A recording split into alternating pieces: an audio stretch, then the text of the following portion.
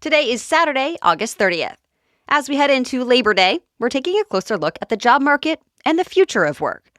You've probably already heard terms like the Great Resignation or even quiet quitting. But now there's a new trend, job hugging. So why are more people clinging to their jobs even as they feel less engaged at work? Plus, we're talking about return to office debates, the impact of AI on work culture and careers, demographic shifts in the workforce, and more.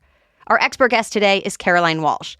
She's a managing vice president in Gartner's HR practice, where she helps leaders build talent and workforce strategies. And she's here to share the data, trends, and even some advice. Welcome to the Newsworthy Special Edition Saturday, when we sit down with a different expert or celebrity every Saturday to talk about something in the news. Don't forget to tune in every Monday through Friday for our regular episodes, when we provide all the day's news in just 10 minutes. It's fast, fair, fun, and on the go. I'm Erica Mandy. It's time for today's Special Edition Saturday. You ready? Let's do this.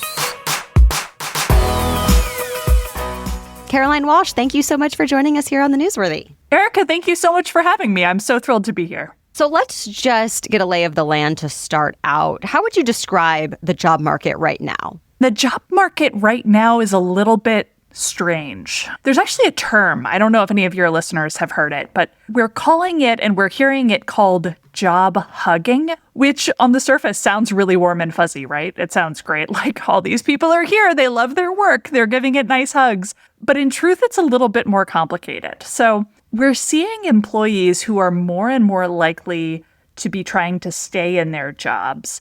And that's actually really different than we saw 2 years ago, right? You might remember the Great Resignation and time when we were coming out of the pandemic. And for a number of reasons, it felt like everyone was quitting their jobs and leaving to go somewhere with more money, better benefits, more flexibility. So it was a great time to be an employee. Now, we are not seeing that as much. We run a monthly survey of HR leaders. And this August, so just a week ago, the HR leaders we spoke with reported that fewer and fewer employees are quitting for the second month in a row now. That's going down. We've also seen across this year leaders slowing or freezing hiring, and we're seeing recruiting functions, their budgets going down, so less money going into recruiting new candidates.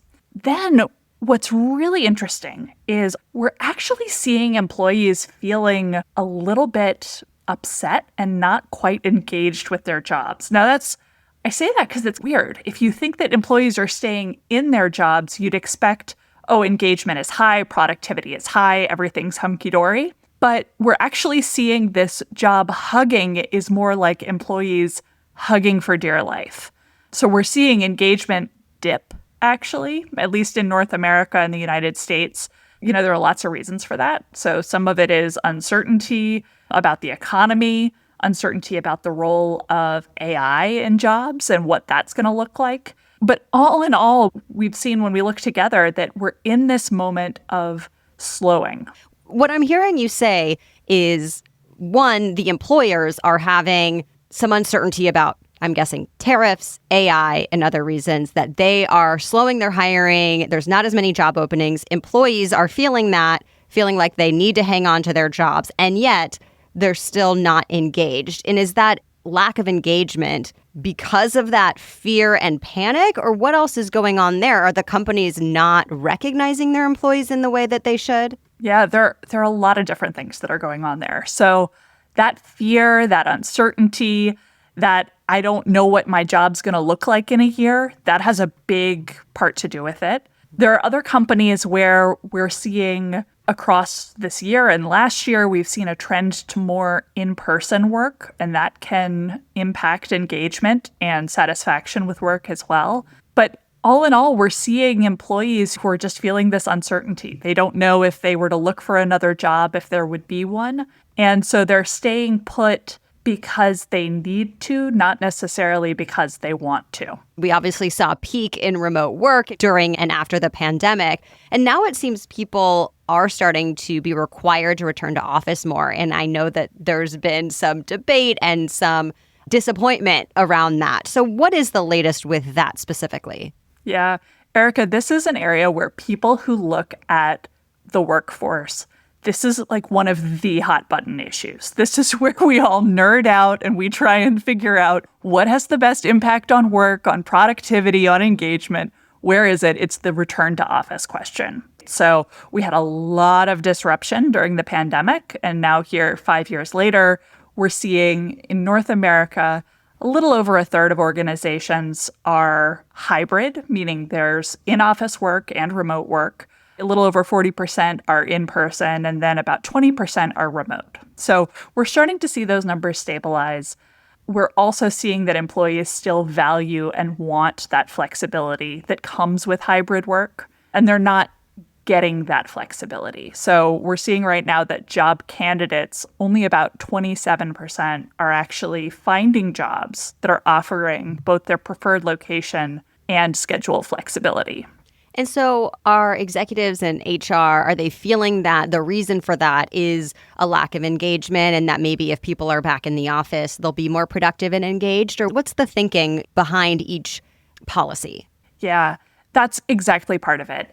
It's interesting, though, because they don't always tell employees that that's why they want them to come in. So we see a lot of leaders who are really good at saying, you need to come in and here is when you come in. So being very clear in the what, but they're not as clear at sharing the why. And that's what we see makes a real difference for employees, right? And it makes sense. If somebody asks you to do something, but they don't tell you why, it's going to feel a little condescending, right? But if they tell you why, and if you know it's to go in to collaborate with your coworkers, to work on a better culture, you might be more willing to do it. And have you been able to track any impact this has had on women specifically? Because like it or not, they tend to be more responsible for some of the home tasks.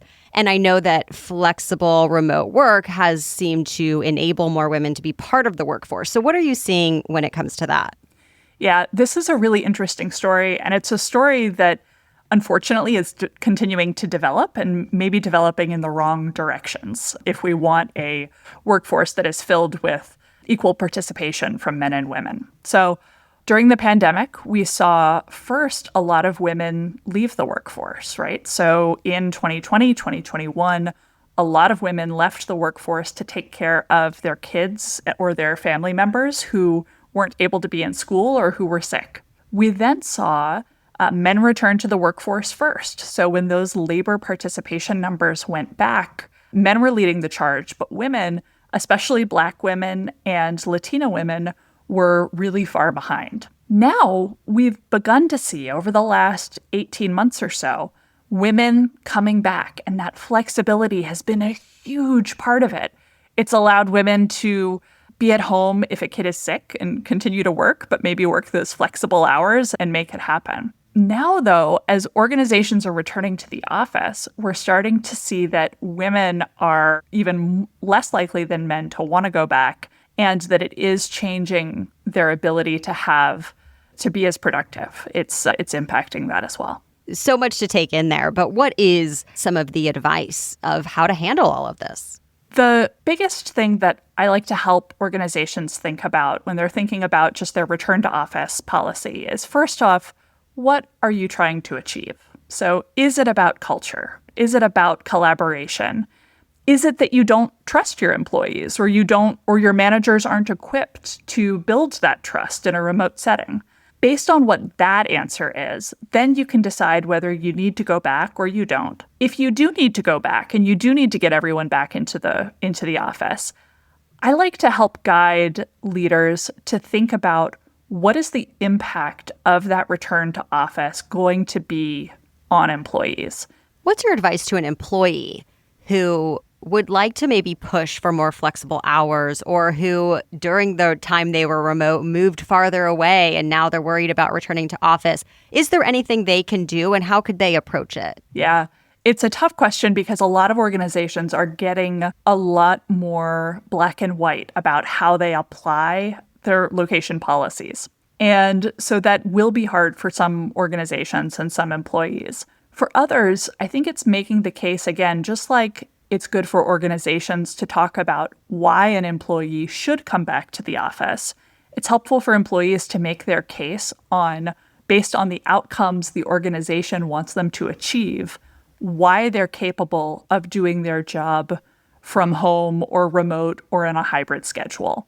So if they're able to demonstrate, this is how I collaborate, this is how I am most productive, that is going to make a case more strongly. We're seeing right now, especially, and as we bring AI into the workforce more, we see organizations really concerned about productivity. And so for employees, the strongest case is going to be a case around how they can demonstrate their productivity, their commitment to the culture, while remaining in a more flexible work environment. Still ahead, how artificial intelligence is now shaping our jobs and company culture, which jobs are at risk, what new ones are being created, and how generational shifts are adding to all these changes. That's next, but first, a quick break for our sponsors. Getting kids to eat healthy is not always easy. That's why I'm grateful for Hiya. I can feel good that my 4-year-old is getting the nutritional support his body needs, whether he's in an eat anything phase or pizza and PB&J's only please phase. He loves taking his Hiya children's vitamins and probiotics every day, and he's actually excited to do it. In fact, he'll remind me if I haven't given them to him yet. And I love that he's getting what his body needs without all the sugar and junk that can come in other kids' vitamins. And if you're tired of battling your kids to eat their greens, Hiya now has Kids Daily Greens Plus Superfoods, a chocolate-flavored greens powder designed specifically for kids, packed with more than 55 whole food ingredients to support brain power, development, and digestion. Just scoop, shake, and sip with milk or any non-dairy beverage for a delicious and nutritious boost your kids will actually enjoy. And we've worked out a special deal with Hiya for their best-selling children's vitamin. Receive 50% off your first order. To claim this deal, you must go to hiyahealth.com/newsworthy. The deal is not available on their regular website, so go to hiyahealth.com/newsworthy and get your kids the full body nourishment they need to grow into healthy adults. The Newsworthy is also brought to you by Wix.com. Have you ever had a great business idea but kind of felt stuck because you didn't know where to start or how to build a website? That's where Wix.com comes in. With Wix, you can create a professional, business-ready site in just minutes, literally. Their AI site builder asks a few questions, then generates a personalized site that fits your goals, complete with beautiful design, unique visuals, and even the option to automate marketing. If you'd rather start from a template, though, Wix offers more than 2,000 designer-made options that are completely customizable. The drag-and-drop tools make it fun and simple to build something that looks polished and unique. And beyond just looks, Wix gives you the tools to actually run a business online, from selling products to booking services, all built in. Wix has been a pioneer in website technology for almost 20 years now, helping millions of people take their ideas from just a thought to something real and successful. Ready to create your own website? Go to Wix.com.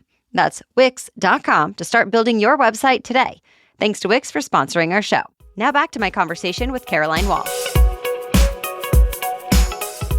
Okay, so let's talk a little bit more about AI. How would you describe the impact of AI right now? So again, I mentioned a few minutes ago, we do this monthly poll of HR leaders. We know that about half in August, 44%, reported that they are currently, this month, really focused on generative AI in the workforce and how it's going to disrupt their workforce. And when they talk about disruption, they're talking about things like changing their culture significantly, from everything from how organizations communicate, what channels they use to communicate, but also to everything from how decisions are made and how work is assigned. So the expectations are there, but we're not seeing it uniformly yet. And we're starting to see hints. But I would say right now, we're more expectations than clear-cut results of what's going to happen. And is some of that a lack of understanding? Yeah, I think some of it's a lack of understanding. Some of it is just that it's so nuanced. And so when we think about scenarios about how AI might change the workforce, there are a couple different dimensions we like to talk about. One dimension is, do organizations want AI to do the work that humans used to do? So do they want AI to take work from humans? Or do they want humans and AI to partner, for AI to be a conversation partner in that work? So that's one decision. And then another decision is, do they actually want the work to stay the same, but with AI, so making it more efficient? Or do they want the work itself to transform? So if I think, for example, about me using AI to write an email that sounds clearer and more professional. That might be the same work, but me using AI to help me. On the other hand, you could imagine that in some organizations, the actual work that gets done is going to be completely different. You might get a set of AI agents who can make pay decisions for your organization or who can review policies for your organization.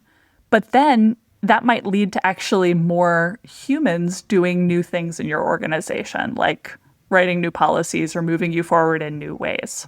And I just feel like we have to acknowledge there's obviously risk in that with various AI biases or inaccuracies, at least as it is today.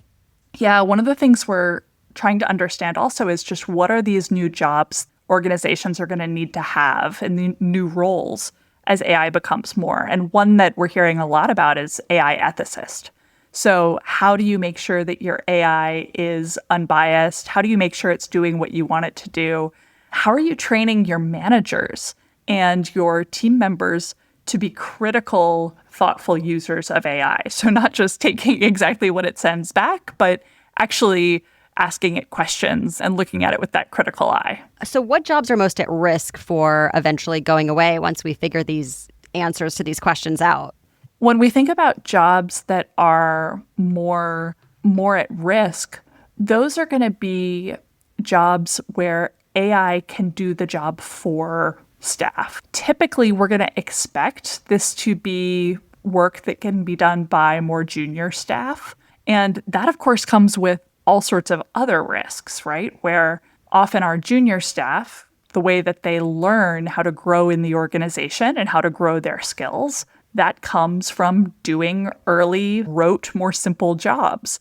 If they don't have that experience, now we're going to have to figure out what's missing from their time later in the organization as they mature. So are there skills that they would need as middle leaders and midway through their career that they're not going to have if AI does the job earlier on? Right, because all of a sudden then you're not going to have any experienced employees. Right.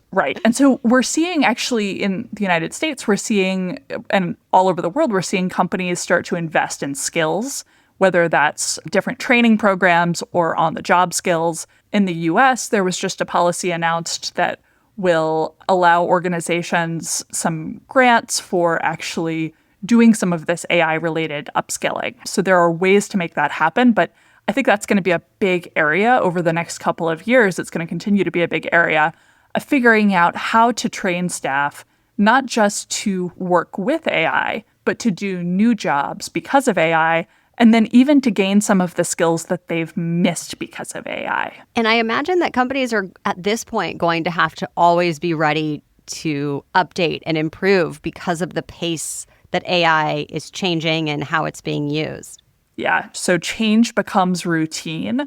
We're not going to help employees or companies avoid change. We've just got to dive through it and get used to it. And as an employee, staying flexible, ready to take on new roles, it may be your only option. Yeah, you've got to stay flexible. You've got to rest. Actually, that leads to another really interesting issue that we're starting to see.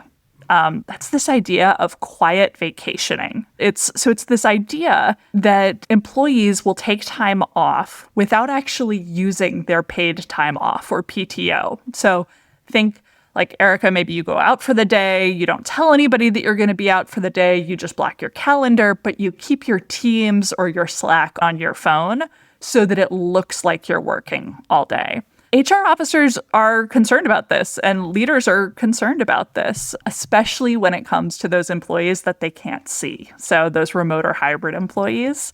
So we wanted to dig into this a little bit more. And what we found is really surprising. So first, we found that it's pretty rare. So only around 13% of employees report that they do this. When they do, they're often still giving their full work effort. What really surprised us, though, was that it was not the slackers who were quiet vacationing. It is actually more likely to be the high performers. So these folks who are reluctant to admit that they've stopped working. That's how they're finding rest, but they don't want to admit it, is what you're saying. Yeah, exactly. Because we know that you need to rest and that if you burn out, it's no good for you or for the company. It's bad for productivity. And so what we're advising organizations to do is, instead of spending their time trying to root out who are these quiet vacationers and expose them, really to take a step back and to ask themselves what might be going on in their culture where their employees are not feeling comfortable saying that they're taking their PTO or their paid time off. We know that actually one group of employees who is even more likely to do this, actually 3 times higher than others, is employees at organizations that use technology to monitor employee productivity. So that can add to this culture of productivity and monitoring that makes employees uncomfortable, makes them less likely to take this rest. So ideally, the trust goes both ways. Yeah, exactly. What are you seeing when it comes to demographic trends? So like Gen Z entering the workforce, boomers retiring, is that reshaping the job market and or work culture? Yeah, it's shaping it a lot. And this happens all the time, right? I'm a geriatric millennial. So I remember when I was entering the workforce, everyone was saying, oh, those millennials, those kids, they their fists at us. And it just will happen over and over again. What is really interesting about this moment is that thanks to the improved healthcare and improved sort of excitement at work, and also the need to continue working, we're seeing now a huge breadth of workers across generations in the workforce. So we're seeing boomers, we're seeing Gen X, we're seeing millennials and Gen Z all together in the workforce. Pretty soon we'll start to see Generation Alpha. When we look at Gen Z and millennials, these are workers who typically do expect more of that flexibility. They do want more of that flexibility than, for example, boomers or Gen X, who may not expect it as much. That may not be what they expect from their employment value proposition. They think that their organization's going to give it to them. Gen Z and millennials do expect that as that's a sign of trust and autonomy that my organization should give me. We also see some differences in just understandings of what it means to bring your whole self to work or what expectations of professionalism are. And some of that, I'm not quite sure, to be honest, if that is coming out of the changes that we saw as a society coming out of the pandemic, or if that's related to generational, or if it even matters if we pull them apart or not, right? But what we are seeing is, as organizations do return to office, there are some Gen Z employees who are going into an office for the very first time.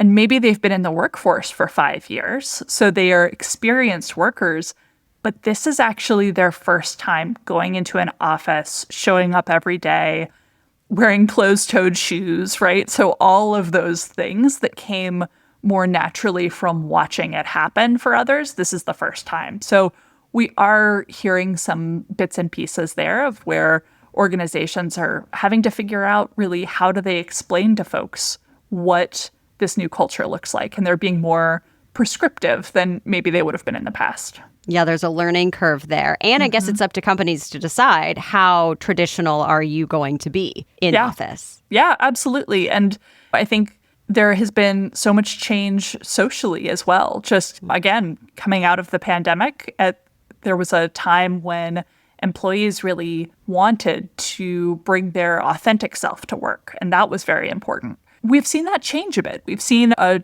switch to more professionalism, putting a bit more distance or barriers between work and life. And so that's been an interesting shift. And that's one of the things that we're watching to see how that continues to move over time. Would you leave us with anything else or just a final thought? I think work today is a time of constant change, and that feels like a lot, both for employees and companies. Well, thank you so much to Caroline Walsh and Gartner for so many great insights. If you found this interesting, we always appreciate you sharing with a friend and spreading the word. And if you'd like to stay up to date on the latest trends impacting HR and get best practices from the world's top organizations, you can check out Gartner's HR Leaders Quarterly or attend their HR Symposium Expo conference in October. We'll link to all those details in today's episode notes. You can find them at thenewsworthy.com. And even though we talked about work today, I hope you are able to enjoy at least some time off this Labor Day. Our team is taking off Monday, but we'll be back on Tuesday to get you all caught up on the news you may have missed with our 10-minute daily news roundups. Until then, have a great holiday weekend.